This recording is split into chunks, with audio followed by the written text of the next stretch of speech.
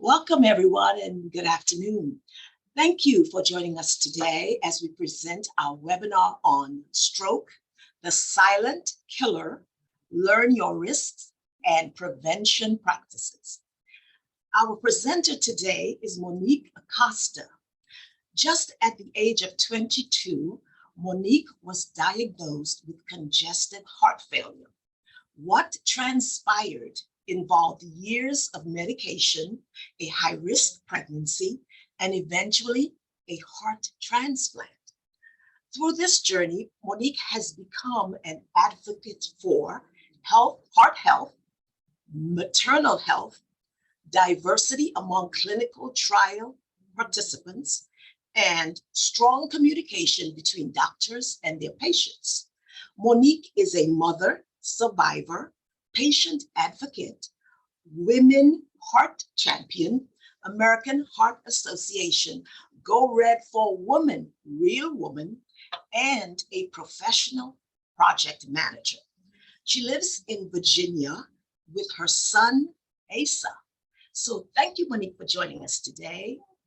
Thank you Welcome. so much, The floor Angela. is yours.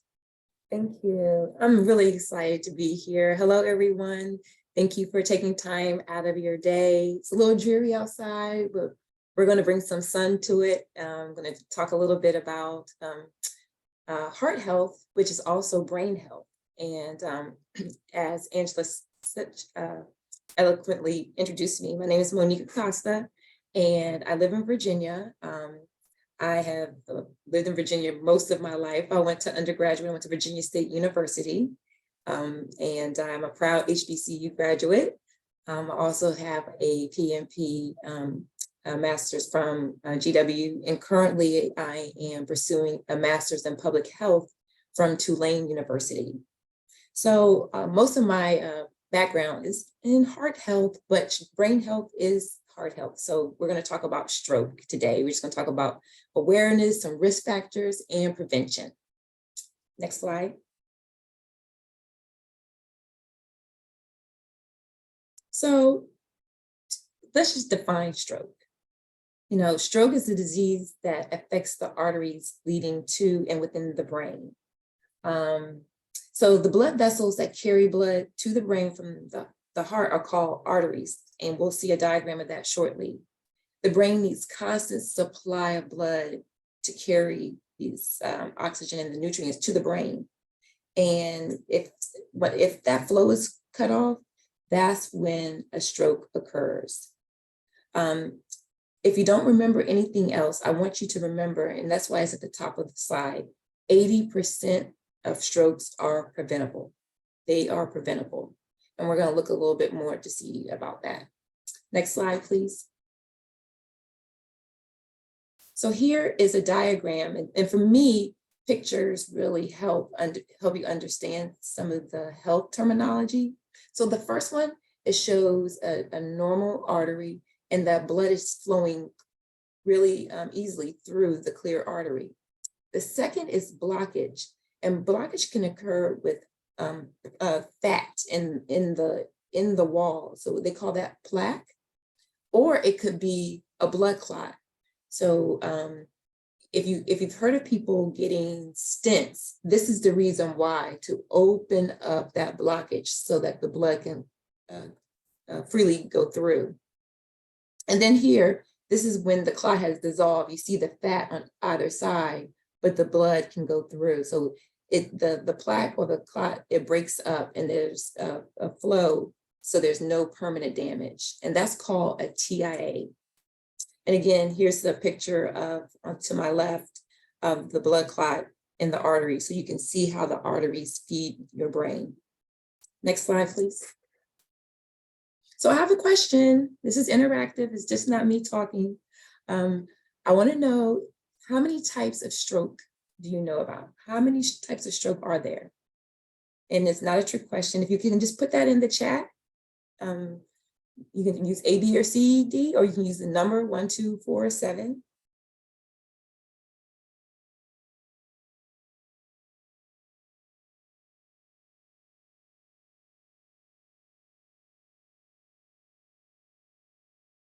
I don't see anybody putting any numbers in. Oh, there's 7. Thank you, Angela.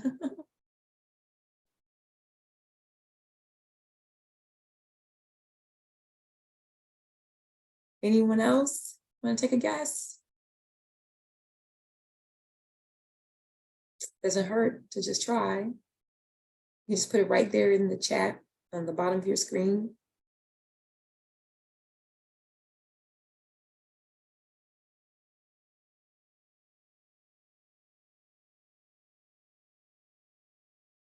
Okay, well, I was warned that you guys might be shy, and that's fine. We'll just go to the next slide.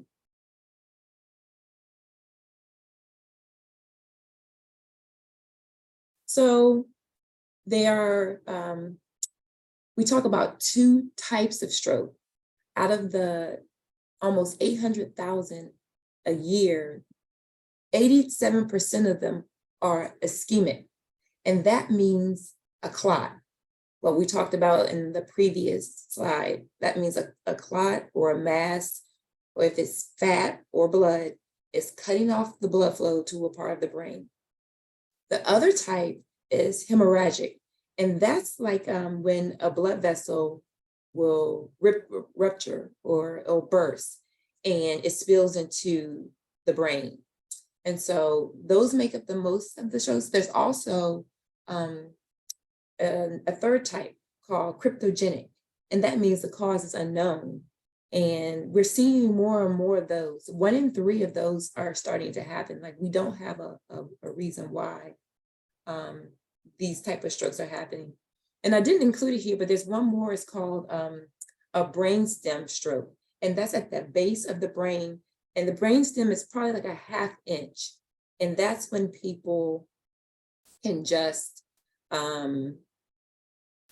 experience total body function paralysis if it's at the brainstem. So next slide, please.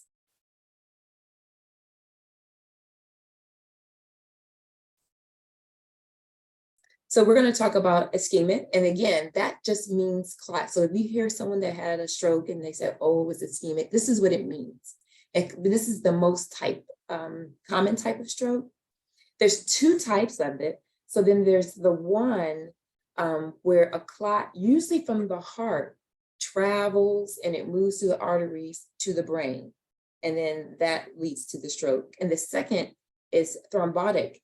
And that's when the clot, it actually forms inside of that artery. And if you look there, the diagram, it's already in the artery. It's not traveling. It didn't have to come from a different place.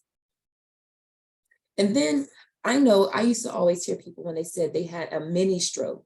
A mini stroke is a TIA, and that stands for transient ischemic attack. It's still an ischemic stroke, but it's when the blood stops for a period, or it may slow down, but it starts back up. So the TIA, usually a new path. So like if it's blocked, the brain is smart. It'll look for another path to go to. And so those are called TIAs. Next slide, please.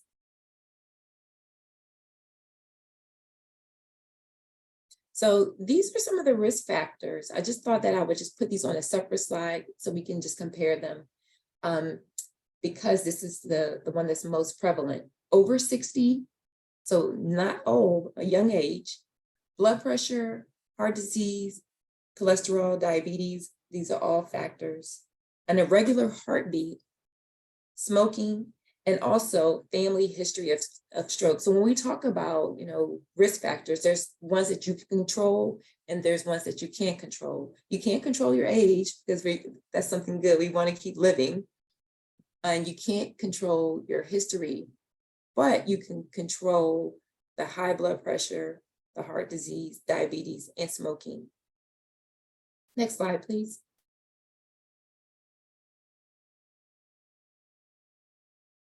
Okay, so we talked about the clot. Now we're talking about the bleeds. And so this, again, the diagram, I think is really important for you to be able to see how, this is showing how it actually bursts in in the brain. So this particular stroke is normally caused by high blood pressure, and it can make your blood vessels so weak that they burst. And then there's two different types of hemorrhagic stroke.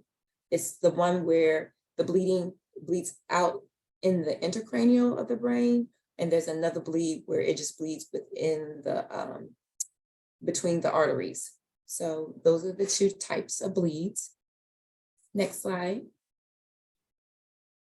Now, these are a lot of risk factors for this, but I wanted to put them all here so we could, be fully informed.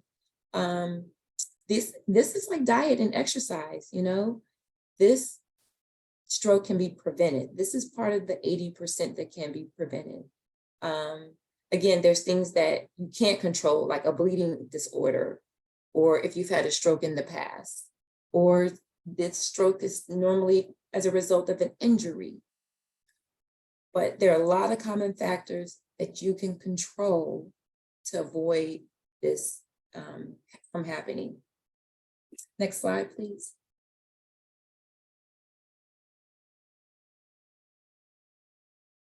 So I really would want to just spend some time talking about women and having a higher incident, or we call it prevalence of stroke.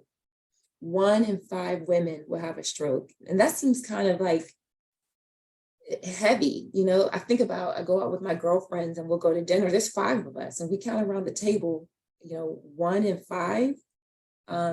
That's significant. And so when we look at the reasons why, it has to do with other factors that women can have. So women can be pregnant. That's a risk factor for having a stroke. Preeclampsia, taking birth control pills, hormone replacement therapy. If you have migraines with the aura and you smoke, that's a huge risk factor. Or if you have AFib. And so stroke, it was the number 4 cause of death for women. It just moved up based on the most recent data that I pulled. It's number 3.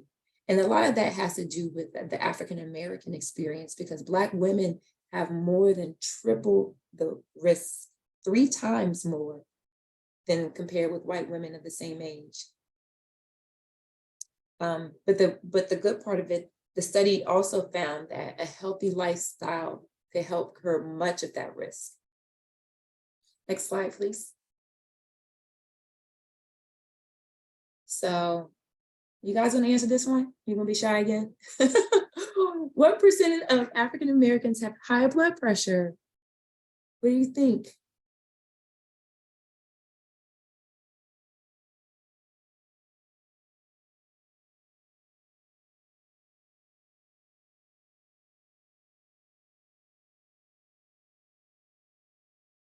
"45, 55. C, 45. D. Thank you for participating. I appreciate that.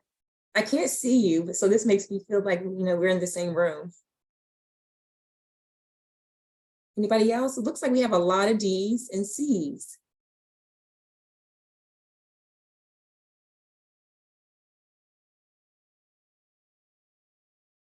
Thank you. The last one.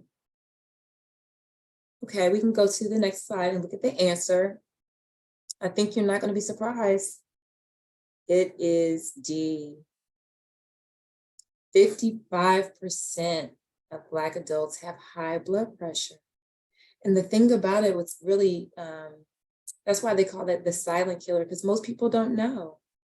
And the risk of hypertension, it just increases with age.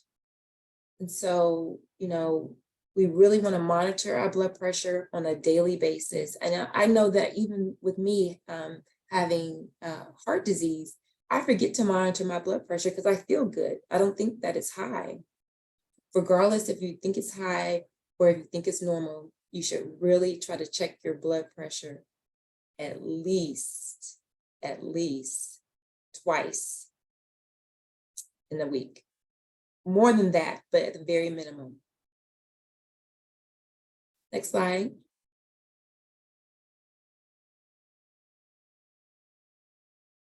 So I wanted to talk about specific factors for African Americans and their risk factors for stroke.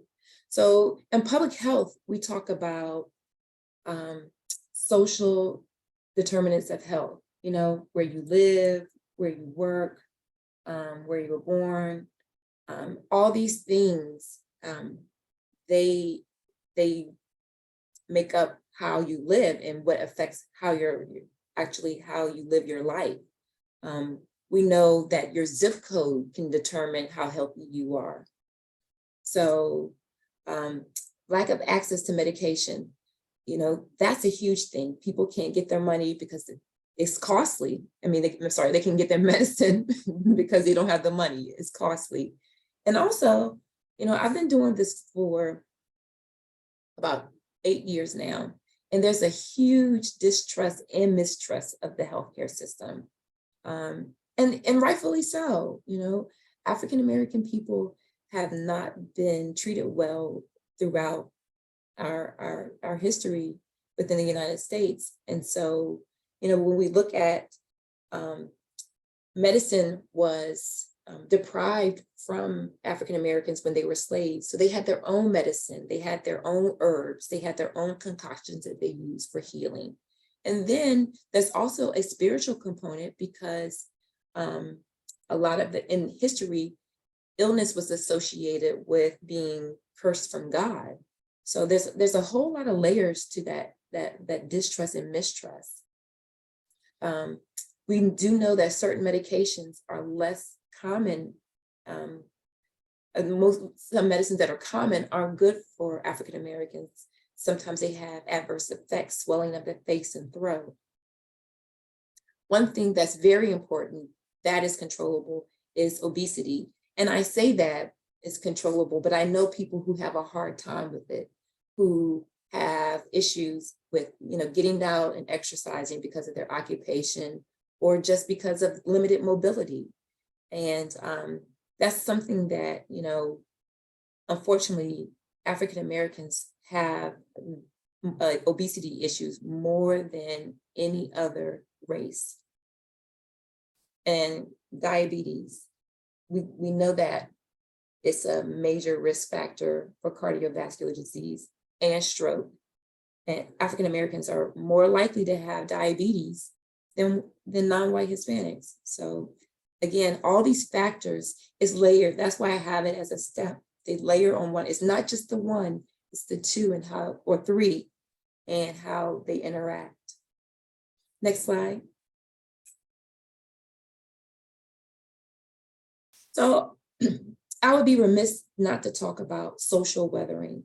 So, you know, when you think about weathering, you may think of like a crack in a cement and concrete, and it just gets wider and wider and it weathers. Or if you think about something that's beat down like a stone, and the more and more the rain or wind, it erodes. And so we borrowed that term from environmental to say what weathering is. You know, showing up as an African American, just being who you are, is weathering.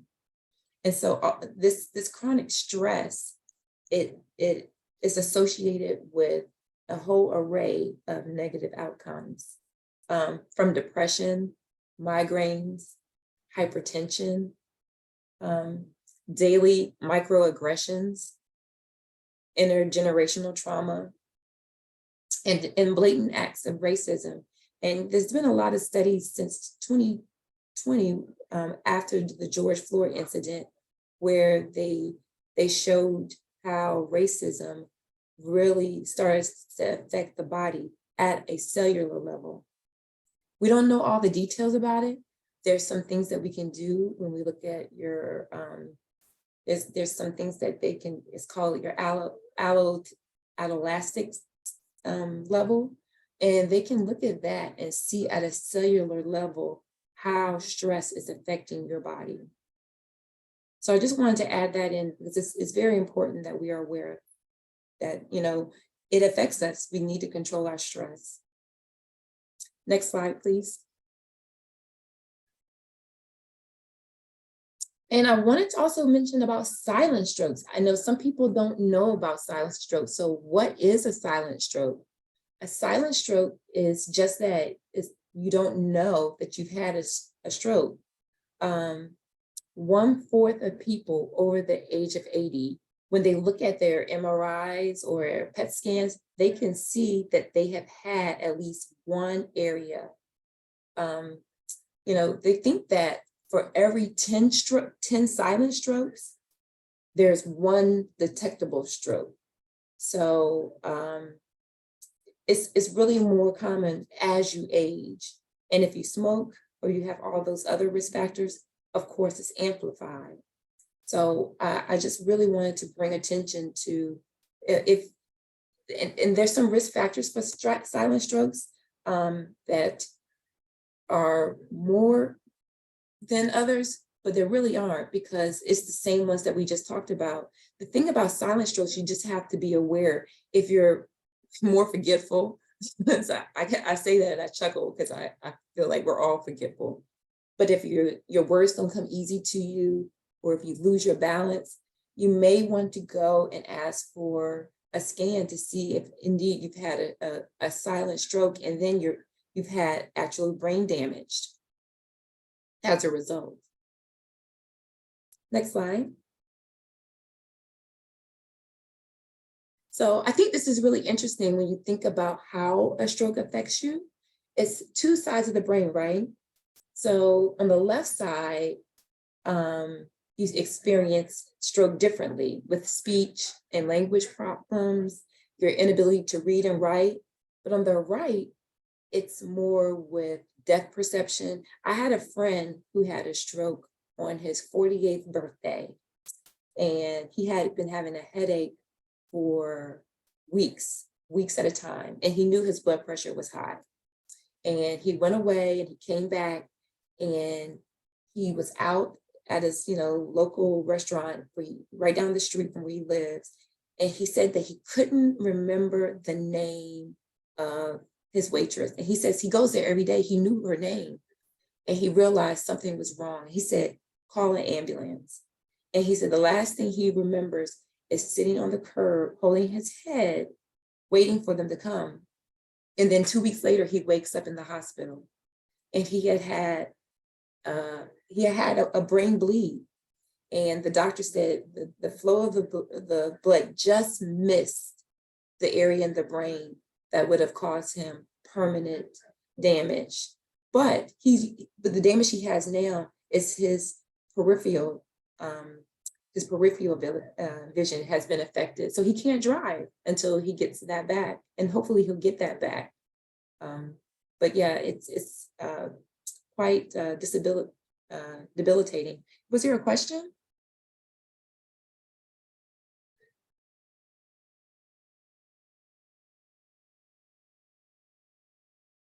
Okay. Well, we can go to the next slide.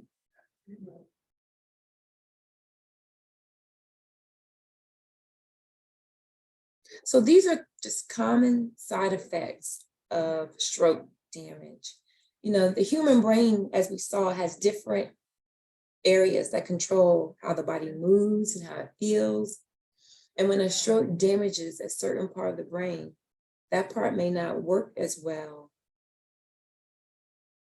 Oh, the chat was disabled. That's why no one was chatting. Okay.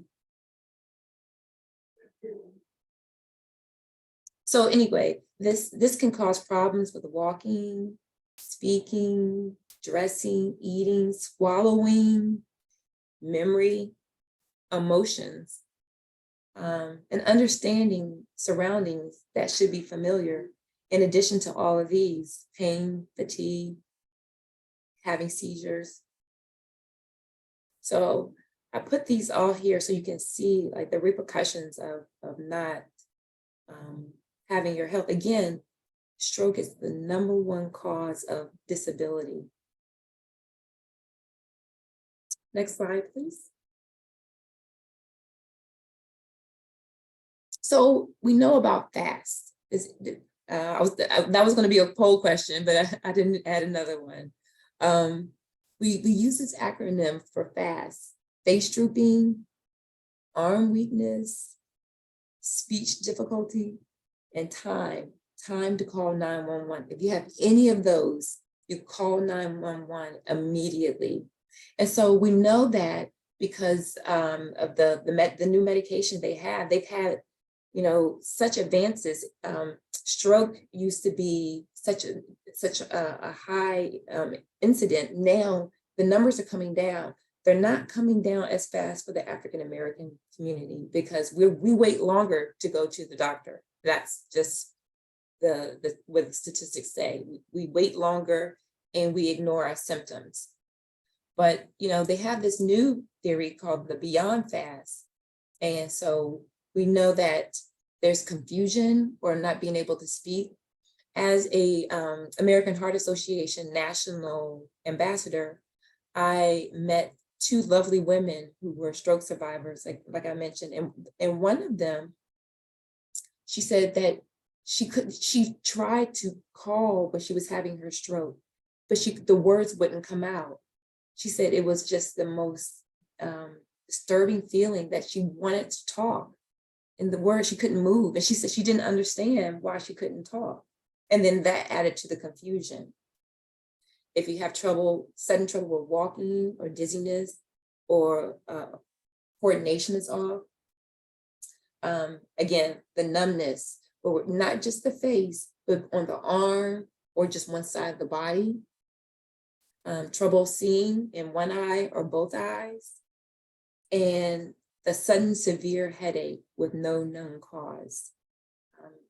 We need to listen to our body. And if any of these are occurring to someone you know or you love, you have to, thank you, I'm very adamant about my partner getting appointments. Very good. You have to, that's what you beat me to my next couple slides. Next slide, please. There we are, you're at the doctor. So keeping tabs on your blood pressure, check your cholesterol. How many people know what their cholesterol is? Just, you know, you don't have to tell me what it is, but just say, yes, I know what my cholesterol is. I know what my cholesterol is, and I've been working on it. For some reason, my cholesterol was higher than normal. I think I know within the pandemic, I had been eating more fried foods. I'm a pescatarian, and 176, that's great. My Friday fetish was fish. I was eating fried fish every Friday and fried shrimp. And I don't even eat fried foods, but my cholesterol went to 199. I was devastated. I was like, is that my number? So over the last several months, I've been working on it and getting it down. And it's back to about 172 now. So I feel better. You know, my exercise is up. My diet is back on track. And, you know, I am like most people, it's hard to balance. For me, getting my exercise early in the day just makes it easier. If I wait till the late part of the day, other things get in the way, I get tired or I get caught up. I do walk. I like to walk. That's my form of exercising. You know, I always tell people to microwave popcorn. Yeah, everything in moderation. I always tell people to find an exercise that you love and move. You know, I took up hula hooping during the pandemic. I will hula hoop for 2 songs between my meetings. And that would be 10 minutes of moving my body, getting my heart rate up. So, and it also helped me to keep my weight at a healthy range. You know, I think with us, you know, sometimes we get so focused on the scale and the number. We do want to have a healthy body weight, but if you're moving and if you're eating healthy, your body will be healthy. Sandra said she had an ischemic stroke 7 years ago. Wow. And cholesterol was 169. Take the stairs. Yes. Okay, next slide. And again, time matters. I cannot stress that. Oh, your partner, not you. Okay, got it. I can't stress time matter. Every 40 seconds, if you think about it, that's a huge number. Someone in the US has had a stroke. It could be anywhere. And so that's why we want you to look at that fast to be able to spot the stroke and call 911. Because if that medicine is administered within the first 90 minutes, or if that clot is broken up within 180 minutes, it makes a difference between, full recovery and a long-term disability. And I hear at the bottom, stroke is treatable, and it's a matter of getting the right treatment. So that's why you want to immediately, don't wait, go, don't put it off. And next slide. And that's me, that's it. I had a half an hour. I guess I talked fast because I had 30 minutes worth of information. But everybody email, if you want to email me, if you have any questions, if you need some red pens, I can mail you. Or if you have if you want some literature, I definitely have a lot of that I can email to you. So I just want to thank you for your time, your participation. And I guess now we can have some questions, and hopefully I'll have some answers. And let me tell you, I am not a physician. I am a trained volunteer. I am a student. So if I don't know the answer, I will say, you know what? I don't know the answer, but I will get back to you. Monique, thank you so very much for that thoughtful presentation. We'd like to invite our audience to put their questions in the chat. The chat is working now, so please, we look forward to your questions. And to kick us off, Monique, I'm going to ask maybe one or two questions that I'm curious about. Okay. Okay. When it comes to checking our blood pressure, do you have any particular guidance you can give us on the type of cuff we should buy? And then the part two to that question is, are those type of devices covered by all insurances and Medicare and Medicaid?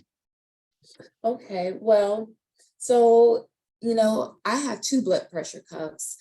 What I recommend, and this is what I was instructed, once you get your blood pressure cuff, take it with you to your doctor's appointment to make sure it's calibrated. So if you're getting readings at home, you want to make sure they're the same readings that you have. They range in price. I have one that was, more expensive. I have one that's less expensive. I just wanted to make sure it worked and it was giving an accurate number. So that's my recommendation, for you to go to your physician and, or with the nurse practitioner or the medical assistant, and check your blood pressure a couple times. Now, one thing about blood pressure, some people have white coat syndrome, or if you're rushing to get to your appointment, it could be elevated. So I wouldn't recommend you check your blood pressure as soon as you got there. You want to wait a while and make sure that you're calm and that you're settled. And you can do both arms, because sometimes you have a higher pressure in one arm. Okay. And part B of it being covered, most plans offer durable goods if you have a prescription for it. So, I know that if you have Medicare and Medicaid, they do have a durable goods portion of it. I have private insurance. So my particular insurance, they didn't cover the blood pressure cuff, but I have flexible spending. And so that's how I was able to cover it. Okay, thank you very much. And then I'm going to just build on that, if I can, please. When we are speaking with our healthcare providers, can you give us some guidance on how we should approach that person, and to ensure that they are taking our readings, testing us for cholesterol? How might we engage in that conversation? And then what should we take away from that appointment in terms of readings and numbers? That's very good. You asked that. I love that question because I'm real big into patient advocacy. So I always share with people, do not go to your appointment without a list. You need to have a pen and paper, write it down, or I have an app. I use it on my phone. Every time I go to the doctor, I say I have a list. And sometimes I'm collecting my list. So I know I have an appointment with my kidney doctor next month. I've already started my list of questions as they come to me, because again, sometimes my memory isn't as good as I want it to be. I always write a list. And if I think that there's going to be something like if I'm going not just for a follow-up, but if there's a condition that I'm going to seek advice on, I take someone with me, because it can be overwhelming hearing the information and being able to process it and being able to, process that information when you're home. If you have a partner there, my sister normally goes with me, and she's a great scribe. And that way we can go back and we can reflect on the information.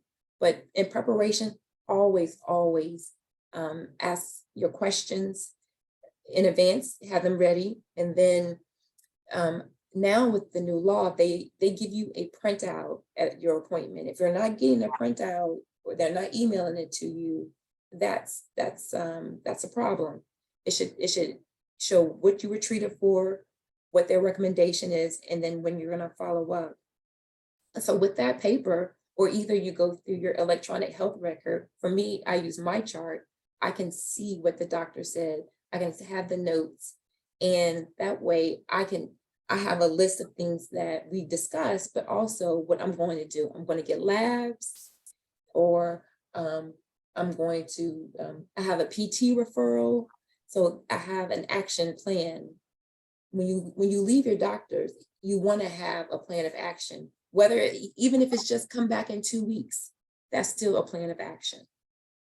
Okay, I like that. And we do have a question in the chat, but I just want to ask, with that printout that we are to get from our doctors, and that will list the plan of action, our prices of the services that we are going to look forward to, are they included in that plan of action?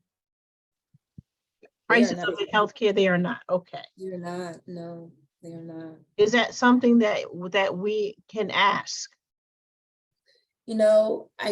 I know with my insurance, they can give you an estimate based upon what they think that their provider in advance. They have a cost estimator, but you would probably. I haven't had that experience, because generally I get a pre-authorization if there's a surgery or a procedure, and they will call you and say, hey, this is what they're going to. But if it's just a plan of action in terms of dietary, or if they want to do monitoring like the blood pressure cuff or durable goods, they normally will give you at the checkout, they can give you an estimate. I broke my foot this summer, and they had a recommendation of the 2 different type of boots. And I asked, how much is it going to cost, and will my insurance cover it? Those are questions that you should be able to ask and get answers for. Okay, thank you. And it looks like we have 4 questions in the chat, so I'm just going to read them. Okay, thank you. Okay, you're welcome. The first reads, can you speak to triglycerides and their impact? Triglycerides. So when you eat, your body stores what it doesn't need into triglycerides, from what my understanding is. And then later the hormones are released for energy. So if you eat more calories than you burn, particularly like high carb foods, you have high triglycerides. And so sometimes that's why they say when you do the lipid test, they do fasting, so they can actually get an accurate triglyceride measurement. So cholesterol is used to build the cells, but the triglycerides are unused calories and provide your body energy. So if your triglycerides are high, then that goes to what we were talking about, the arteries. It hardens the walls and it thickens the walls. And so that's when it gets narrow again. Thank you very much. And that's a perfect segue because the next question reads, what diet is recommended to prevent strokes? Well, so I can talk about just general heart disease, and they recommend the Mediterranean diet. They recommend, plant-based fish, and olive oil as your source of fat. And so we know that if you follow this diet, your numbers go down. That's just been proven over the years. They first did this Mediterranean diet. And I remember reading the study in class last semester, and I was like, well, they kind of stacked they had people over here who ate, poorly, and then they compared it to people who ate the fish and lived by the sea. Yeah, the results were going to come out because of what the person had access to, with the exception in the study, people who were in Japan, they had higher cholesterol because they ate the Kobe beef, this particular village.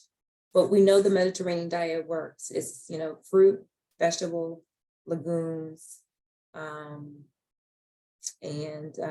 plant, avoiding sugar, avoiding fat.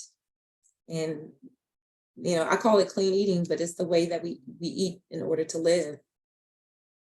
Yes, yes, indeed. And then thank you for that. Thank you very much. And the next question reads, can some exercises that are that tend to overexert our wind trigger strokes? I have not heard about that. Because the American Heart Association, we recommend moving your body, but we recommend walking. We always are having walkathons. The cardiovascular is a low impact. So your wind, I would think about maybe running. Would that be something that you were considering? Yes. I have to get back on that. I don't know if any exercises are more prone to, because all the data that I've seen, exercise is a protective factor. We talk about risk factors, but it's a protective factor. Thank you. I'll have to write that down in my notes here. Thank you very much. We've got some wonderful questions. Another question is, does a stroke increase my risk of having a heart attack? Yes. Oh. Yes. Because heart attacks and strokes are quite common because they both are emergencies that just cut off the blood flow. In a heart attack, the blood flow to your heart is suddenly slowed. And I'm sorry, suddenly slowed.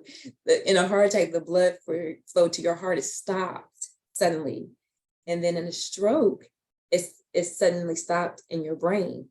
So that's why I tell people a heart attack in the brain is a stroke. That's how, when I first understood stroke, it's the same thing. So yes. And we talked about how that blood clot in your heart can travel to your brain to cause a stroke. Okay. Thank you. Wonderful question. The person says, I didn't hear anyone mention A1C. Is there still time maybe to discuss that?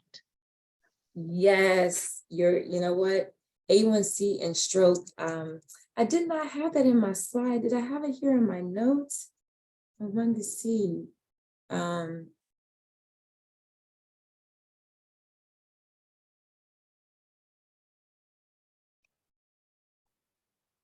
I had a lot of notes and I didn't put everything.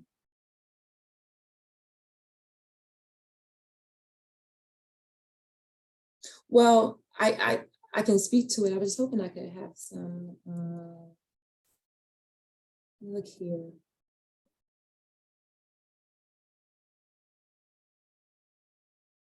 Well, so I can speak to diabetes and stroke. I don't have anything on A1C in my notes here, but I have that people with diabetes, it's a direct risk factor for having a stroke. And, it says that people with diabetes are 1.5 times more likely to have a stroke than people who don't have diabetes. So it's because of the insulin. Your body can't regulate the insulin, which causes the glucose to build up. And over time, the glucose levels, they damage the blood vessels. So remember, we talked about how they can be fragile. So the diabetes causes those blood vessels not to be as strong, and they make them thin. So it is a direct risk factor for high blood pressure. Okay. Thank you. And then our next question, it reads, when are blood thinners necessary and how is that decision determined? You know what? That's one question I can't answer because I'm not a physician, because it's case by case. I do know that they are very effective. And a lot of people don't like to be on blood thinners. I was on blood thinners for years, and it was always in the back of my mind, what if I cut myself, or what if I'm in an accident and I'll bleed out? None of those things ever happened. But blood thinners, they served a purpose because I had a irregular heartbeat, and that was one of the risk factors. I could throw a clot, and so I needed to be on blood thinners for years. So I'm sorry, I can ask a physician that question, and get back to you. I have a cardiologist I can ask. Thank you, Monique. We appreciate that. We have another question, and we, to our audience, we have some time, so please share your wonderful questions with us. And so the next question reads, are strokes hereditary? Yes, they can be if you have a family history. So there's a couple of things that play there, because people always say, oh, high blood pressure runs in my family. And when we think about it, and we know that 80% of heart disease, and that means brain health as well, is preventable. So my heart story, I was 22 when I was diagnosed with heart disease, but mine was familial. My mother had heart disease, and she died at the age of 20. So when I was diagnosed at 22, they automatically thought it was genetic. And so there is a genetic component, one, that plays into your family history. Two, there's something that's just emerging, and it's called a salt-sensitive gene. There's certain people in the African American population that are very sensitive to salt, to sodium. And we know that sodium is one of the risk factors for high blood pressure, having a high sodium diet. And there are people who say, well, I eat healthy, I don't have any added salt, and I still have high blood pressure. And it's hard to manage with medication. And so now we see that there are other factors. Again, there's the biogenetics. So it goes back, and it's complex. I'm trying to make it simple. It goes back to that social weathering I was speaking of, how just showing up as being African American and living over the years can change your genetic makeup. So the family history is a very strong risk factor, and it's multi-layered. It's not just one thing. It's also, I eat like my family. So if everyone in my family grew up eating fried, unhealthy foods, not having any vegetables, you kind of made yourself predisposed not to be healthy as you grow, because this is the type of food you ate. This is the type of food that you're familiar with. We talk about the stroke belt being in the South, and they include Virginia in that, where I am. And, it means that I think there are 8 states where most of the strokes happen. It's in the Southern United States, and most of those counties have a high African American population. And again, it's diet and the lack of exercise. And then I want to ask, how does sleep factor into this? Adequate sleep?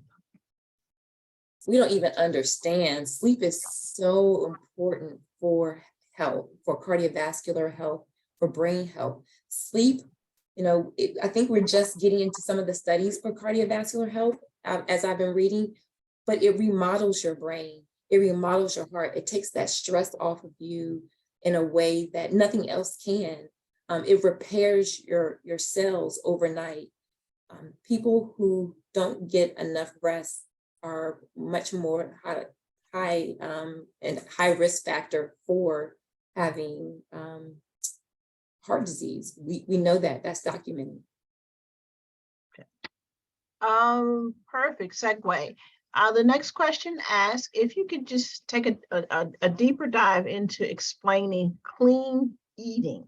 And now I'm going to add a part 2 to that, especially as we approach the holidays. How do we eat clean? Let me tell you, I love food. When people say they foodies, I'm like, who isn't? I love food. But when we look at the best outcomes for heart disease and preventing heart disease, the Mediterranean diet is the way that we prevent that. So that's whole grains, it's vegetables, legumes, fruits, nuts. I love nuts, seeds, and they say herbs and spices are the foundation, and no butter, but you can use olive oil. And so, I recommend, when we say clean eating, we talk about protein. So fish, seafood, some dairy, and some poultry can be included in moderation. Red meat and sweets are only eaten on occasion. So with the holidays, a lot of the time what I do is I eat before I go. I eat before I go because if I'm already full, or have food in my stomach that I know that is part of my plan, I'm not going to eat just whatever. I may have a sweet. I have a sweet too, but I go with, what, there's going to be a lot of food there, and maybe I'll say I have one plate, because I think I'm a believer in moderation. If you say, oh, you can't have this, you can't have that, guess what? And I do intermittent fasting. So that means I eat only in certain windows of the day. I don't eat after 7 p.m. because for me, if I start snacking, that's when I start making my bad choices.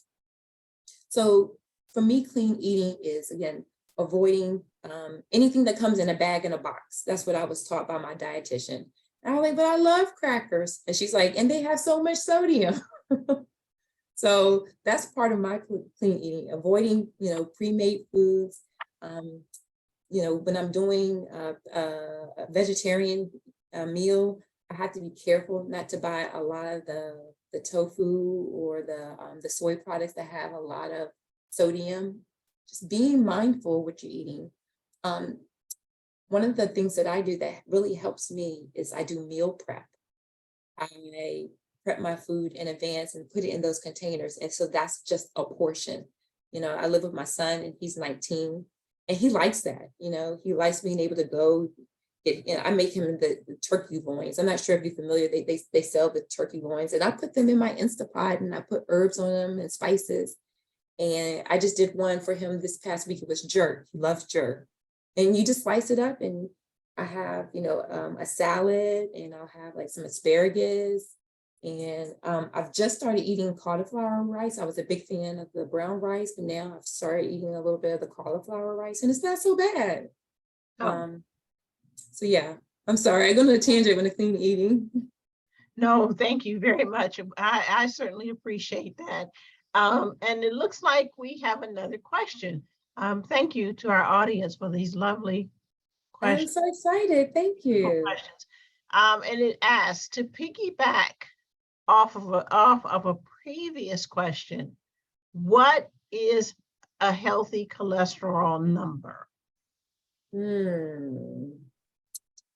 Well, you have to look at it with your LDL and your HDL. You know, the HDL is the good cholesterol and the LDL is the, call it the bad cholesterol.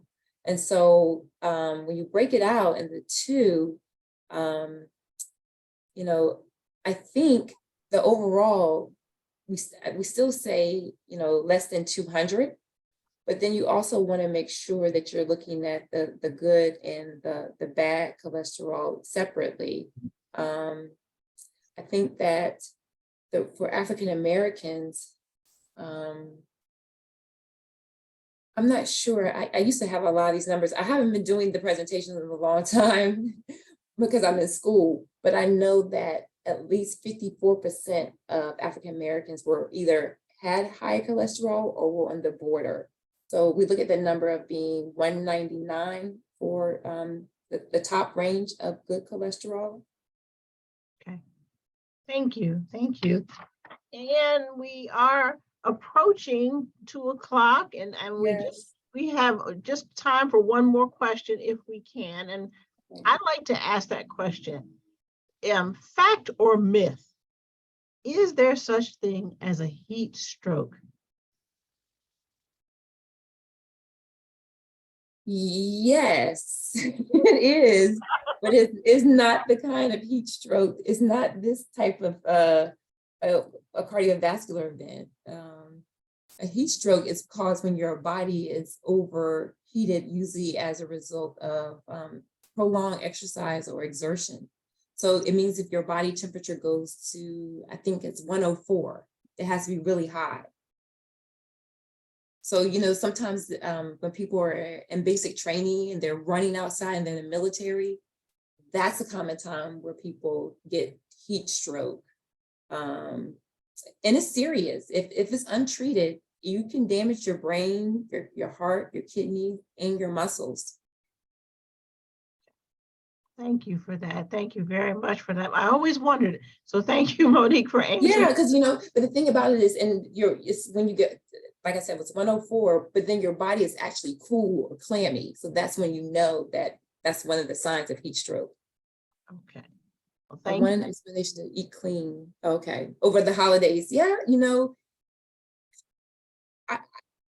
it might not be a popular opinion, but I like to enjoy my holidays. So I purposely monitor what I'm eating during the week so I can splurge on the weekends. I mean, not go all out, but you know, if I see that real pound cake, you know, the one we talk about, the one with the crust on, I'm going to have some of that because I've been eating salads and I've been eating, you know, clean. I've been eating, you know, salad, and I do, you know, fish. Sometimes I do smoothies in the morning and I put my protein in it to make sure that I have enough energy for the day. Yeah, the holidays are hard for everyone, but it just takes planning.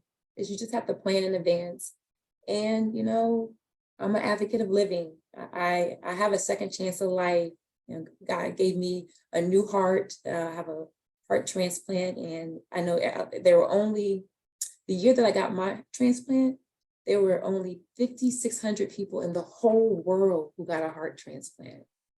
So I take it very seriously. I love my body. I love living. And part of living is enjoying some food sometimes.